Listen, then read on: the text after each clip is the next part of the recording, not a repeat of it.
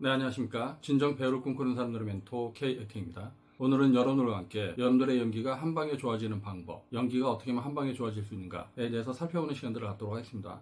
여러분들은 항상 꿈을 꾸죠. 연기가 한방에 좋아졌으면 좋겠다. 어떤 필이 와서 연기가 한방에 좋아졌으면 좋겠다. 어떤 느낌이 오면, 어떤 영감이 오면 연기가 한방에 좋아졌으면 좋겠다. 이런 꿈을 꾸고 있는 사람들이 많이 있을 거라고 생각하는데, 저도 예전에 이제 대학 다닐 때, 대학교 1, 2학년 때까지만 해도 이번 공연을 통해서 내가 압도적인 연기를 보여줘야지, 내가 굉장히 대단한 연기를 보여줘야지, 관객이 한방에 뻑이 가는 그런 연기를 보여줘야지, 그런 식의 이제 꿈을 꿨던 적이 있었어요. 근데 이제 실제 연기를 해보니까 그렇게 됐던 적은 한 번도 없었고, 그리고 이제 군대를 갔다 와서 마음을 좀 바꿨죠. 어떻게 이제 마음을 바꿨냐면, 매 공연마다 내가 뭔가 한방에 좋아지는 어떤 걸 찾지 말고, 이번 공연에선 내가 화술적인 문제가 있으면 화술적인 부분들을 좀 고쳐야겠다. 내가 무대에서 걷는 게 잘 안 되면 걷는 거라도 좀 고쳐야겠다. 내가 우는 연기가 안 되니까 우는 연기라도 좀 고쳐야겠다. 내가 할아버지 연기가 안 되면, 즉 노인의 연기 안 되면 내가 노인의 연기라도 좀 제대로 해야겠다. 이런 식으로 하나의 공연마다 제가 한두 가지 미션, 아니면 두세 가지 미션, 이것만 갖고 이제 공연에 참가하는 마인드로 바꿨습니다. 그랬더니 그 공연이 끝나고 나면 제가 가지고 있었던 단순한 목적들, 그것들 중에 성취가 되는 것도 있고 성취가 안 되는 것도 있었겠죠. 반면에 내가 욕심을 내지 않았지만 성취되는 것도 있고, 근데 이런 식으로 내가 연기에 대해서 하나하나 알아가려고 해야지, 연기가 한방에 좋아지려고 하는 어떤 욕심을 가지고 있으니까 연기가 아무것도 좋아지지 않는 느낌? 즉 욕심이 과하다 보니까 온몸에 힘이 들어가고, 내가 어떤 필을 갖고 연기하려고 하다 보니까 사실은 대상도 바라보지 못하고 나 혼자 연기하기에 급급한 상태? 즉 감정을 보여줘야겠다는 어떤 강박한 점 때문에 아무것도 되지 않는 내 상태를 발견했다고 하는 거죠.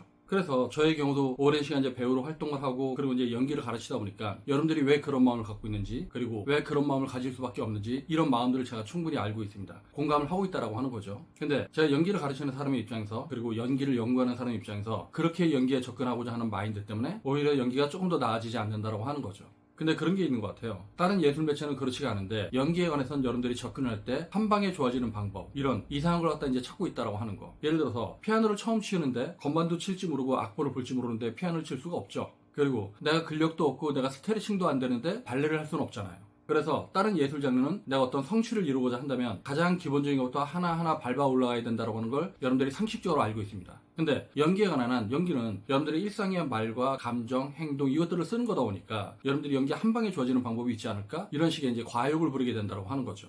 근데 제가 지속적으로 얘기하지만 연기가 한 방에 좋아지는 방법은 없습니다. 물론 유튜브를 하면서 어그로 땡기기 위해서 연기가 한 방에 좋아지는 방법, 5분 만에 연기가 좋아지는 방법, 매일 30분만 연습하면 한 달 만에 여러분들의 연기가 완벽해진다, 뭐 이런 식의 어그로성 글들을 남발하는 경우가 있을지 모르겠지만, 여러분들 그거를 믿으면 안 된다고요. 여러분들이 자꾸 그런 사기성 발언에 놀아나다 보니까 그런 식의 이제 어그로 땡기는 말들도 이제 많이 생기고, 그래서 여러분들을 꼬시고 유혹하고 유인하고 이런 것도 이제 많이 있는데, 연기는 그런 식으로 접근하면 안 돼요. 연기는 정말로 여러분들이 스텝 바이 스텝, 한 발 한 발, 한 걸음 한 걸음, 하나씩 하나씩 매일 점진적인 마음으로 하나씩 하나씩 쌓아간다고 생각을 해야 됩니다. 그러니까 여러분들이 발음이 안 되면 발음에 대한 훈련도 해야 되고요, 호흡이 안 되면 숨쉬기에 대한 훈련도 해야 되고요, 그리고 발성이 안 되면 좋은 발성을 갖기 위한 훈련도 해야겠죠. 그리고 여러분들이 말하기가 안 되면 여러분들이 말에 대한 훈련들도 해야겠죠. 즉 어미 처리에 대한 훈련도 해야 되고, 끊기에 대한 훈련도 해야 되고, 억양에 대한 훈련도 해야 되고, 강세에 대한 훈련도 해야 되고, 이런 훈련들을 계속 해야 되는 거잖아요. 그리고 말을 하면서 템포와 리듬을 형성하는 방법, 이런 훈련도 해야 되고, 그리고 내가 말을 할 때 대상한테 주는 방법, 이런 훈련도 해야 되고, 그리고 하다못해 여러분들이 걷는 게 안 되잖아요. 여러분들이 대사를 할 때 걷는 게 자유롭게 되나요? 만약에 여러분들이 대사를 할 때 걷는 게 안 된다고 한다면 여러분들은 배우로서 굉장히 큰 하자가 있다고 하는 거죠. 그러니까 내가 배우가 되려면 이 걷는 것도 되고, 동작도 자연스럽게 되고, 손짓, 발짓, 하다못해 표정도 내 감정이 그대로 드러날 수 있게끔 자연스러운 표정을 질 수 있게끔 그런 훈련도 해야 되는 거고. 예전에 이제 그런 적이 있었어요. 이게 어떻게 생각하면 스타니슬라프스키의 초기 연기론, 정서적 기억의 훈련법, 이거로 인해 이제 벌어지는 문제라고 할 수 있는데, 감정만 되면 연기가 다 된다, 이렇게 믿었던 시절이 있었단 말이죠. 그러니까 감정만 되면 화술도 되고 동작도 되고 모든 연기가 다 된다라고 이제 생각을 하고, 그렇게 이제 맹신하던 시기가 있었어요. 제가 대학을 다닐 때도 이제 그런 시절이 있었죠. 그래서 그거를 제가 이제 감정 만능주의, 즉 감정만 되면 연기가 다 된다, 이런 이제 착각 속에 이제 살았던 적이 있었는데, 제가 대학을 다니고 그리고 대학로에 나와서 배우를 하면서 감정만 되면 다 되는 줄 알고 이렇게 접근을 했었는데, 감정이 된다고 되는 건 아무것도 없더라고요.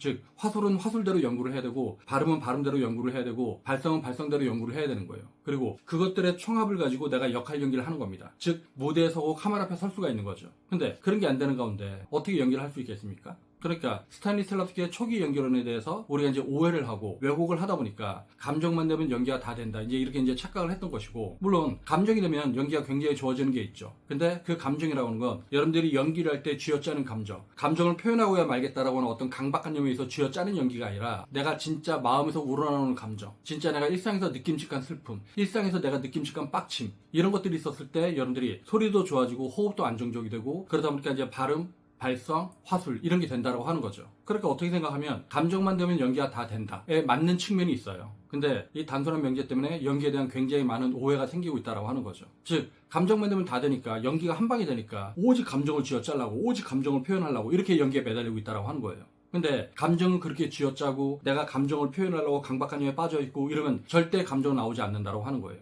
감정은 내가 인위적으로 끄집어내는 것이 아니라 내 안에서 저절로 솟구치게끔 그 감정이 나올 수 있는 어떤 환경, 그러한 상태, 그러한 심리, 신체적인 상태를 내 몸에 만들었을 때 감정이 빼꼼하고 얼굴을 갖다 디밀 수 있는 거예요. 근데 되도 않는 감정을 억지로 쥐어짜고 억지로 느끼려고 하고 억지로 생각하고 이러다 보니까 이제 감정이 안 나온다고 하는 거예요. 그러니까 여러분들이 연기가 좋아지려면 한 방에 좋아지고 싶어하는 어떤 마음, 조바심, 로또를 바라는 어떤 마음, 그런 마음들을 좀 버리고요. 여러분들 몸 안에서 벌어지고 있는 아주 미세한 감각, 섬세한 감정 변화, 이런 것들을 느낄 수 있도록 해야 된다고 하는 거죠. 그러니까 제가 이제 연기에 대한 동영상을 올리면서 계속 호흡에 대한 중요성, 발성에 대한 중요성, 화술에 대한 중요성, 이완된 연기의 중요성, 이런 것들을 얘기하고 있잖아요. 여러분들이 몸에 힘을 주고 있으면 여러분들 안에서 진짜로 벌어지고 있는 아주 미세한 감각, 진짜 감정, 이걸 놓친다라고 하는 거죠. 근데 여러분들이 그 힘을 빼면 여러분들 몸 안에서 벌어지고 있는 아주 섬세하고 작고 미세하고 너무너무 디테일한 그런 느낌들을 느낄 수 있다고 하는 거예요.